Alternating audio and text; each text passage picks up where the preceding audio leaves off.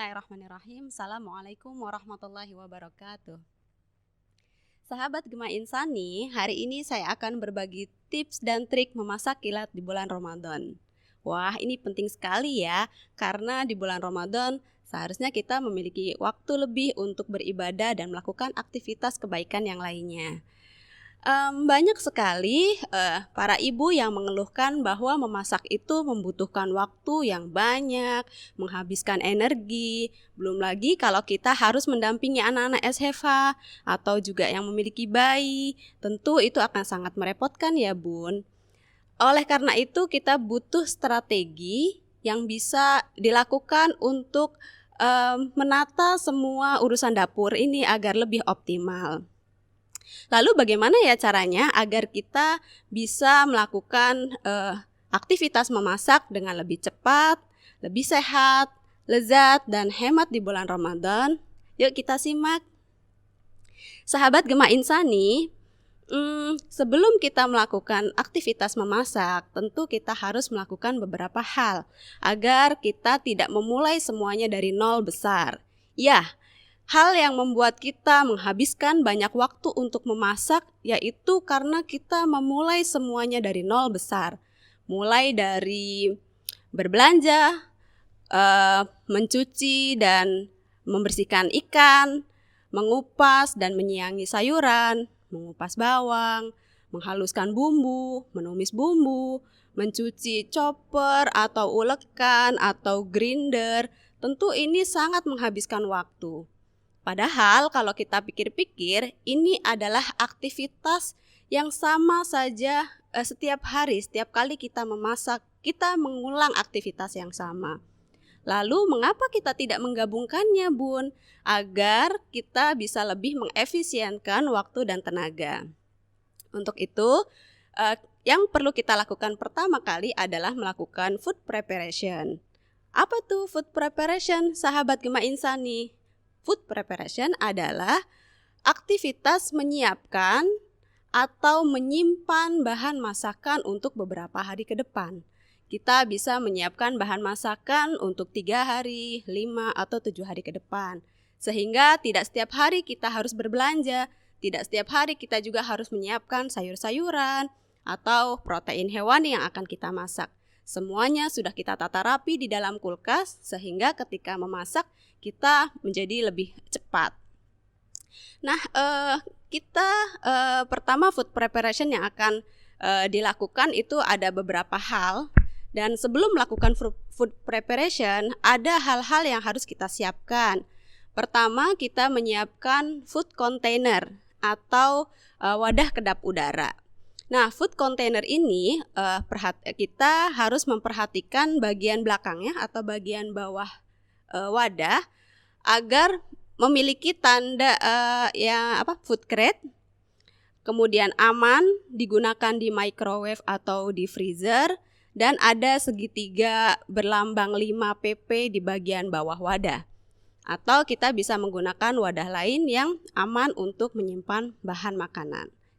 Yang kedua, kita juga harus menyiapkan kain katun. Kain katun ini kita bisa menggunakan pakaian bekas yang sudah tidak terpakai yang bersih.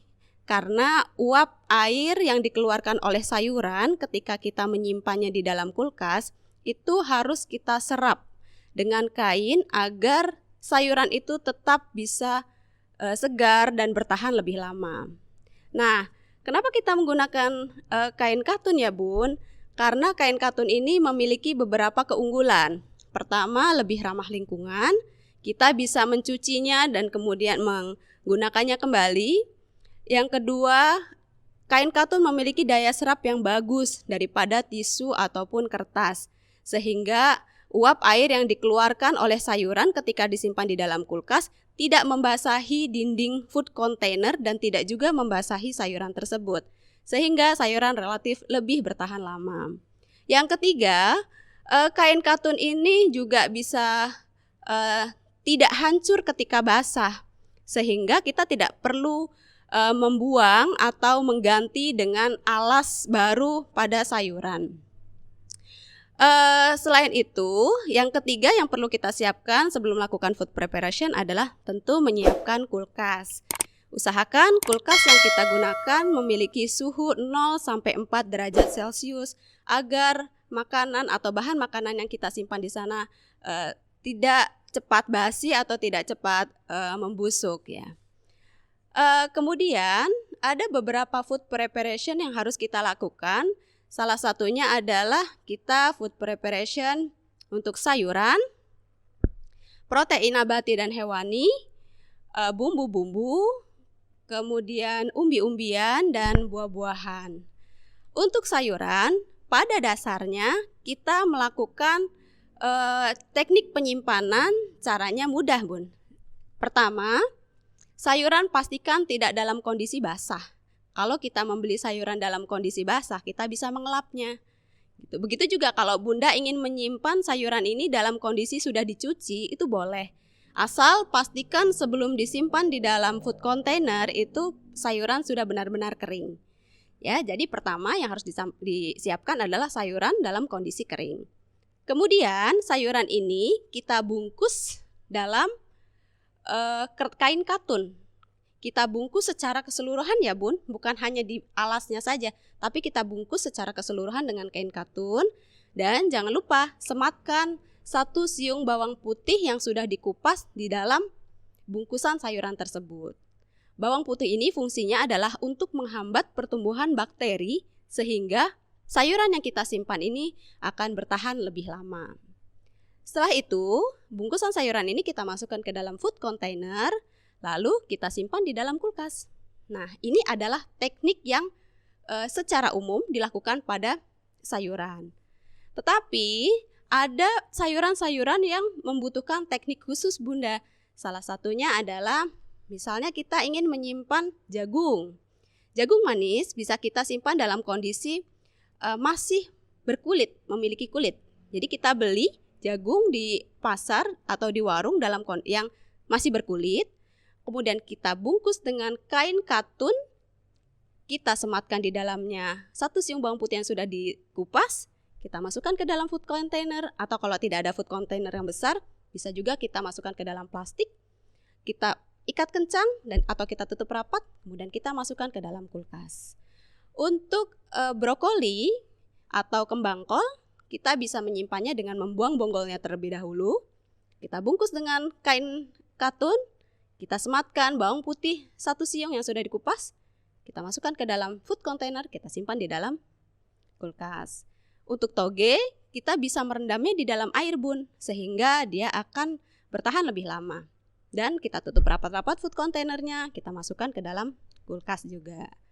Untuk selada atau parsley, kita bisa menyimpannya dengan cara kita ambil 1 buah gelas, kemudian kita isi air setengahnya, lalu kita masukkan selada atau parsley itu dengan posisi berdiri. Jadi batangnya di bawah, daunnya itu di bagian atas.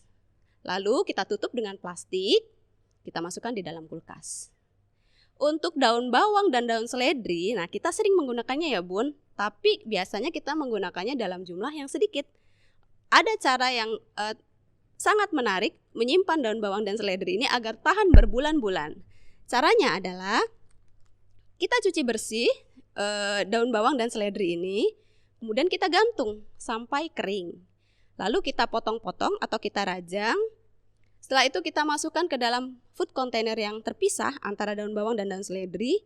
Lalu kita masukkan ke dalam freezer. Tunggu sampai 1 jam atau agak membeku ya Bunda, agar daun bawang dan seledri ini bisa kita kocok ya. Setelah 1 jam di dalam freezer kita kocok, kita keluarkan agar tidak saling menempel. Kita masukkan dalam freezer lagi, insya Allah bisa tahan berbulan-bulan. Jadi Bunda ketika ingin menggunakannya tinggal ambil-ambil aja, nggak perlu merajang lagi, tidak perlu harus menyimpan sayuran yang berlebih di kulkas sehingga kulkas menjadi penuh, bahkan sayuran itu membusuk di dalam kulkas dan akhirnya mubazir ya kan. Nah, itu untuk tips menyimpan sayuran. Untuk tips menyimpan protein nabati, contohnya adalah tempe, kita bisa menyimpannya di dalam food container tanpa alas.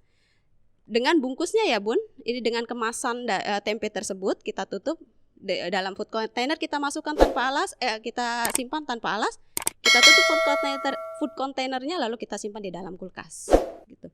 Kalau untuk tahu, seandainya Bunda membeli tahu yang ukurannya besar, kita cuci bersih, kita potong tahu ini menjadi 2 atau 4 bagian, lalu kita rebus. Kita rebus, setelah mendidih kita dinginkan. Lalu kita siapkan di dalam food container itu air keran yang diberi garam, kita aduk sampai rata hingga larut. Setelah itu tahu yang tadi direbus dan sudah dingin tadi kita rendam di dalam air garam ini dan kita simpan di dalam kulkas. Ini juga sudah aman ya. Untuk protein hewani kita harus melakukan beberapa tahap sebelum disimpan ya Bun. Contohnya adalah kita menyimpan ikan. Ikan yang akan kita simpan di dalam freezer itu harus kita bersihkan terlebih dahulu.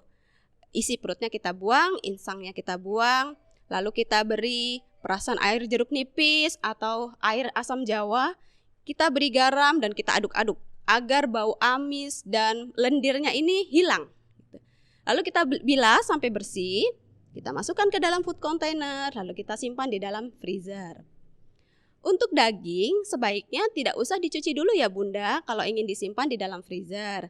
Kita cukup membersihkannya dengan cara membuang bagian yang kotor dengan pisau atau mengelapnya saja, agar tidak tumbuh bakteri karena adanya kontaminasi air, sehingga daging bisa tahan lebih lama.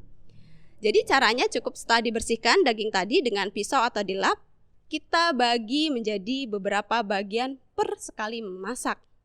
Jadi nanti ketika Bunda ingin memasak, kita ambil 1 bungkus atau 1 food container saja, yang lain tetap di dalam freezer sehingga tidak keluar masuk beku, cair, beku daging yang disimpan. Karena beku, cair, beku daging yang disimpan itu membuat kualitas daging itu bisa menurun seperti itu. Untuk ayam, kita bisa menyimpannya juga dengan cara membersihkan ayam dengan cara melumurinya dengan air jeruk nipis atau air asam jawa, kita beri garam, kita cuci bersih, kita aduk-aduk, kita cuci bersih, setelah bersih kita masukkan ke dalam food container per sekali masak, kemudian kita masukkan di dalam freezer. Nah, kalau untuk udang itu kita cara membersihkannya cukup membuang kepalanya saja ya Bunda, tapi cangkangnya tidak perlu dibuang agar kualitas daging udang ini tetap terjaga. Jadi setelah udang ini dibuang kepalanya, kita bersihkan udang yang sudah tidak ada kepalanya ini, kita bersihkan, kita masukkan ke dalam food container per sekali masak, masukkan di dalam freezer seperti itu. Nah, untuk telur sebelum kita menyimpan di dalam lemari es atau kulkas, kita bisa mencucinya terlebih dahulu ya Bunda. Setelah dicuci bersih, kemudian kita lap sampai kering atau kita angin-anginkan agar cangkang telur ini kering. Kemudian kita masukkan ke dalam tempat telur yang biasa kita dapatkan ketika kita membeli telur ya. Kita masukkan ke dalam tempat telur dengan posisi bagian yang lancip itu di bawah, sedangkan yang tumpul di atas. Ini untuk menjaga daya tahan telur lebih lama. Lalu kalau kita biasa menyimpan telur kan di kulkas itu kan di bagian pintu kulkas ya Bunda. Nah, sebetulnya ini adalah kurang tepat karena pintu kulkas itu kan ketika dibuka, ditutup, dia suhunya akan berubah. Sehingga ini mempengaruhi juga kualitas telur dan daya tahan telur juga. Jadi akan lebih baik kalau telur itu disimpan di bagian rak-rak kulkas yang di dalam itu, yang di bawah, chiller ya. Dengan kondisi dimasukkan ke dalam tempat telur sehingga tidak jatuh ya, seperti itu. Nah, ini untuk teknik menyimpan protein hewani. Untuk menyimpan bumbu-bumbuan, contohnya adalah bawang merah, bawang putih, atau bawang bombay, kita bisa menyimpannya dalam waktu lama Bunda. Caranya adalah dengan menjemurnya terlebih dahulu sebelum kita menyimpannya. Ketika sudah benar-benar kering, bawang ini kita simpan di dalam wadah berlubang. Lalu kita simpan di suhu ruangan. Jadi tidak dimasukkan ke dalam kulkas. Ya, jadi untuk bawang-bawangan tidak disarankan dimasukkan di dalam kulkas Karena bawang-bawangan ini juga mengeluarkan gas yang bisa menyebabkan sayuran cepat layu atau menguning ketika terpapar oleh gas ini di dalam kulkas. Jadi sebaiknya bawang-bawangan mentah tidak dimasukkan ke dalam kulkas. Cukup simpan di suhu ruangan. Selain itu, untuk menyimpan bumbu-bumbu aromatik seperti daun salam, daun kunyit, daun pandan, itu bisa kita simpan di dalam setelah kita cuci bersih, kita keringkan, kita simpan di dalam plastik klip, atau kita kalau mau ramah lingkungan bisa juga menyimpannya di dalam food container. Kita tutup rapat, kita masukkan di dalam freezer. Ini bisa tahan berbulan-bulan. Sedangkan kalau untuk rimpang ya seperti lengkuas, kunyit, jahe, kencur itu bisa kita simpan dengan cara kita bersihkan dulu, kita cuci bersih, kita keringkan, setelah itu kita masukkan ke dalam kain. Kita bungkus dengan kain seperti tadi, kita bungkus dengan kain katun, kita masukkan ke dalam food container, lalu kita masukkan di dalam kulkas, kita simpan di dalam kulkas. Ini bisa tahan sampai seminggu. Jangan lupa ya Bunda, ketika kita memiliki stok food preparation, itu kita harus sesekali mengecek kondisi sayuran yang kita simpan. Jika ada yang menguning atau ada yang layu, kita bisa membuangnya agar tidak menyebabkan sayuran yang lain juga ikut cepat menguning atau layu, seperti itu. Nah, untuk umbi-umbian seperti kentang atau singkong atau ubi, kita bisa menyimpannya di suhu ruangan. Jadi kita simpan umbi-umbian ini, kentang atau umbi ini di dalam wadah berlubang. Kita simpan di suhu ruangan di tempat yang gelap dan sejuk. Ini akan lebih baik. Dan kita juga tidak boleh menyimpan umbi-umbian ini di dalam kulkas ya Bunda, karena ini juga bisa mengubah senyawa yang terkandung di dalam umbi-umbian ini yang akan berbahaya untuk kesehatan kita ketika dimasak.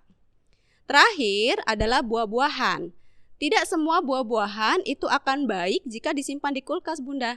Contohnya adalah alpukat, pisang, terus melon, apel, itu sebaiknya disimpan di suhu ruangan ya. Jadi kalau Bunda ingin menyajikan atau ingin menikmati buah-buahan itu dalam kondisi dingin, caranya mudah Bunda. Bunda cukup memotong buah-buahan ini di dalam dan memasukkannya ke dalam food container. Kita simpan di dalam kulkas sesaat sebelum disajikan. Jadi tidak sepanjang hari atau tidak berhari-hari kita masukkan di dalam kulkas. Nah, caranya seperti itu. Mudah kan Bunda untuk bisa melakukan food preparation. Yang kedua adalah agar kita tidak memulai dari nol besar ketika memasak adalah tentu kita harus memiliki stok bumbu siap pakai. Tetapi bumbu siap pakai yang saya maksud di sini bukan bumbu siap pakai instan ya Bunda, atau bumbu racik yang dijual di kemasan, itu bukan. Dan saya juga bumbu siap pakai yang saya maksud ini juga bukan bumbu merah, kuning, atau putih yang biasa kita kenal. Bukan yang itu Bunda. Karena menurut saya bumbu merah, bumbu dasar merah, kuning, atau putih itu tidak cocok untuk semua jenis masakan Nusantara. Kenapa? Karena di dalam bumbu-bumbu ini ada kemirinya. Sedangkan tidak semua masakan Nusantara itu menggunakan kemiri. Ya kan? Nah, untuk itu saya biasa menggunakan pura bumbu yang saya buat secara terpisah. Jadi saya buat pura bumbu bawang merah sendiri, pura bumbu bawang putih sendiri, cabai merah sendiri, dan kunyit jahe sendiri. Jadi ketika kita ingin memasak, kita tinggal memadu padankan antara bumbu-bumbu ini sesuai dengan resep yang ingin kita buat. Contohnya begini Bunda, kalau Bunda ingin membuat ikan goreng, Bunda cukup memadukan antara setengah sendok bawang putih, pura bawang putih, dengan setengah sendok bumbu kunyit jahe. Lalu kita tinggal tambahkan garam dan ketumbar bubuk untuk menambah cita rasa. Kita aduk ikannya, kita diamkan sebentar, lalu kita goreng. Mudah kan Bunda, daripada kita harus mengulek bumbu setiap hari, mengupas bawang setiap hari. Tentu ini akan menghabiskan banyak waktu dan tenaga. Apalagi di bulan Ramadan, sayang sekali kalau waktu kita habis untuk menyiapkan makanan berbuka puasa atau sahur.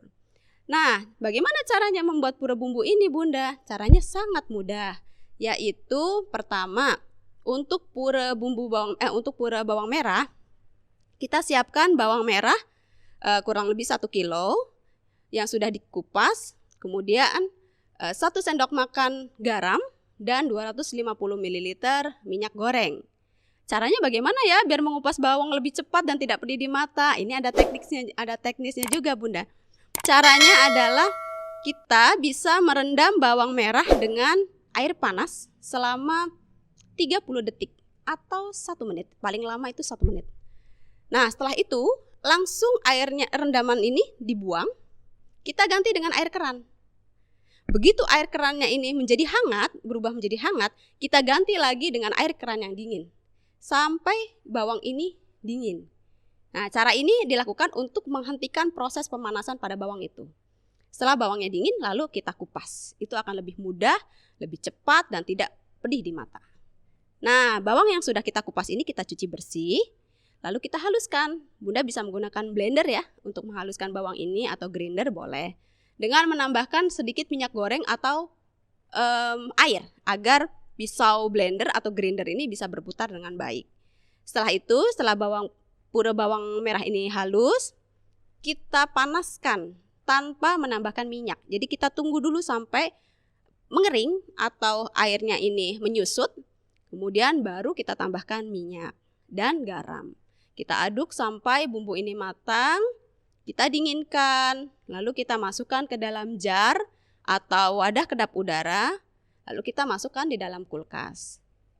Tapi tidak semuanya dimasukkan ke dalam kulkas ya, Bunda. Kita bisa membaginya menjadi beberapa bagian. Yang sebagian kurang lebih ukuran untuk kita memasak 1 minggu bisa kita simpan di kulkas. Sedangkan sisanya kita bisa simpan per sekali mencairkan, disimpan di dalam freezer. Jadi kita tidak bolak-balik membekukan, mencairkan, membekukan kembali bumbu ini ya, agar menjaga kualitas bumbu siap pakai ini. Lalu bagaimana kalau kita ingin mencairkan bumbu yang ada di dalam freezer? Caranya mudah, Bunda. Caranya adalah bumbu yang ada di dalam freezer ini kita keluarkan dari freezer, kita cairkan di dalam kulkas pada malam harinya. Pada pagi hari kita bisa menumisnya sebentar untuk memastikan air yang menetes dari proses pencairan es ya, itu tidak ada yang menetes di bumbu. Jadi kita tumis sebentar. Kemudian setelah itu kita dinginkan, kita masukkan ke dalam jar atau wadah kedap udara, lalu tinggal kita simpan di dalam lemari es. Nah, cara ini juga berlaku untuk bumbu pura yang lain, bumbu pura bawang putih, cabai merah, ataupun kunyit jahe. Sahabat Gema Insani, untuk membuat pura bawang putih sebetulnya tidak jauh berbeda dengan pura bawang merah. Caranya mudah. Caranya yang pertama adalah kita rendam bawang putih di dalam air keran selama 30-45 menit atau sampai kulitnya lunak. Setelah itu kita kupas, kita cuci bersih, lalu kita haluskan. Setelah kita haluskan, kita panaskan pura bawang putih ini sampai airnya menyusut. Kemudian kita tambahkan garam, 1 sendok garam, dan minyak goreng. Kita aduk-aduk terus sampai bumbu ini matang. Kemudian kita dinginkan. Kita bagi per sekali mencairkan, kemudian kita masukkan ke dalam jar atau wadah kedap udara. Kemudian yang sebagian kita simpan di kulkas untuk memasak 1 minggu ke depan, sedangkan sisanya kita bisa simpan di dalam freezer. Oh iya Bunda, yang perlu kita perhatikan juga adalah dalam membuat pura ini, kita sebaiknya menggunakan wajan anti lengket ya Bunda, agar pura ini tidak gosong atau tidak menempel di wajan. Dan kita juga harus sering-sering mengaduknya agar bagian bawahnya tidak menjadi lengket, seperti itu. Untuk pura untuk pura cabai merah, mohon maaf, itu sebelum kita haluskan, kita harus mencuci bersih dan merebusnya sampai matang untuk menghilangkan bau langu. Setelah itu kita dinginkan, kita haluskan, lalu kita panaskan sampai menyusut airnya. Kita tambahkan 1 sendok makan garam untuk 1 kilo cabai merah. Lalu kita tambahkan minyak goreng, kita masak juga sampai matang. Untuk proses penyimpanannya sama ya Bunda dengan pura bawang merah dan bawang putih. Untuk pura kunyit jahe, kita gunakan perbandingan 4:1. Misalkan kita ingin membuat pura kunyit jahe itu 800 gram kunyit, itu 200 gramnya adalah jahe. Gitu. Kalau kita ingin membuat pura kunyit jahe 400 gram kunyit, maka 100 gramnya adalah jahe. Seperti itu. Kita kupas, kita cuci bersih, kita potong-potong, kemudian kita haluskan. Setelah kita haluskan, kita panaskan pura kunyit jahe ini, lalu kita tambahkan minyak dan garam, lalu kita dinginkan. Setelah matang kita dinginkan, kita bagi per sekali mencairkan. Sebagian kita simpan di kulkas, sebagian kita simpan di freezer. Nah, pura kunyit jahe ini untuk memasak apa aja? Banyak Bunda. Kita bisa menggunakannya untuk marinasi ikan, untuk membuat aneka soto, membuat aneka gulai. Ini kita bisa menggunakan kunyit jahe ini. Sehingga kita tidak selalu membuat beraneka bumbu setiap kali memasak. Kita cukup menyendok-nyendok saja pura ini, kita padu-padankan, kemudian kita tambahkan bumbu pelengkap yang lainnya, insya Allah cepat selesai masakan kita. Nah, ini adalah modal awal kita untuk bisa menyajikan makanan yang sehat dan cepat ketika di bulan Ramadan. Jadi modal awalnya itu kita harus memiliki food preparation, yang kedua adalah mempunyai stok bumbu siap pakai. Berikutnya adalah kita juga harus bisa menentukan menu. Menu apa nih yang mau kita buat? Jangan sampai menunya ini terlalu ribet sehingga membuat proses memasak menjadi lama. Contohnya adalah ketika kita ingin menyiapkan makan sahur. Apa nih menu yang cepat namun juga enak ketika disantap waktu sahur? Nah, caranya adalah 1, kita pilih bahan yang mudah matang. Contohnya, untuk protein hewani kita bisa menggunakan telur, ayam filet, ikan filet, atau seafood seperti udang dan cumi. Ini juga termasuk yang relatif cepat memasaknya. Untuk sayuran, kita bisa menggunakan sayuran berdaun seperti bayam, sawi hijau, sawi putih, toge, ataupun kangkung. Ini juga relatif cepat memasaknya. Nah, selain dari bahan-bahan yang mudah matang, kita juga harus menentukan teknik memasak yang cepat juga untuk menyiapkan makan sahur yang cepat. Beberapa teknik memasak yang membutuhkan waktu singkat, salah satunya adalah salting. Salting ini adalah memasak atau menumis dengan sedikit minyak, dengan suhu panas, kemudian biasanya bahan-bahan dipotong kecil-kecil. Nah, ini caranya salting. Yang kedua adalah bisa kita menggunakan teknik pan fried.